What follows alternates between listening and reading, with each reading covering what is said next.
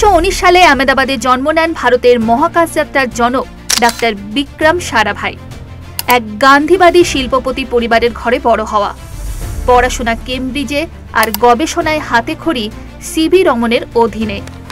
যাত্রা শুরু হয় মহাজাগতিক রশ্মির রহস্যভেদ দিয়ে। দেশ স্বাধীন হওয়ার বছরই 1947 সালে তিনি প্রতিষ্ঠা করেন ফিজিক্যাল রিসার্চ ল্যাবরেটরি PRL, যেটা ছিল ভারতের মহাকাশ গবেষণার প্রথম ভিত্তি। 1957 সালে সোভিয়েত ইউনিয়নের স্পুটনিক উৎক্ষেপণ তাকে অনুপ্রাণিত করে। ভারতের একজন তরুণ বিজ্ঞানী ডাক্তার বিক্রম সারাভাই বুঝতে পারেন মহাকাশ গবেষণা কেবল বৈজ্ঞানিক কৌতূহল নয়, উন্নয়নশীল ভারতের ভবিষ্যতের কৌশলগত ও প্রযুক্তিগত ভিত্তি।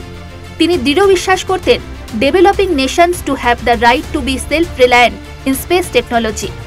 এই স্বপ্নের বাস্তবায়নের প্রথম পদক্ষেপ ছিল 1962 সালে Indian national committee for space research গঠন। ইনকোস্পারের লক্ষ্য ছিল ভারতের নিজস্ব মহাকাশ গবেষণার সূচনা এবং রকেট ও উপগ্রহ প্রযুক্তিতে আন্তর্জাতিক সহযোগিতা। 1969 সালে ইনকোস্পারকে পূর্ণাঙ্গ গবেষণা সংস্থা হিসাবে রূপান্তরিত করা হয়। এভাবেই জন্ম নেয় ইসরো। প্রথম চেয়ারম্যান হিসাবে দায়িত্ব নেন ডাক্তার বিক্রম সারাভাই। এছাড়াও তার উল্লেখযোগ্য অবদান 1963 সালে ভারতের প্রথম রকেট উৎক্ষেপণের নেতৃত্ব। 1975-76 সালে নাসার সঙ্গে গ্রামে গ্রামে স্যাটেলাইট টিভি সম্প্রচার। IIM আহমেদাবাদ, অ্যাটিরা, ECIL, UCIL এর প্রতিষ্ঠাতা।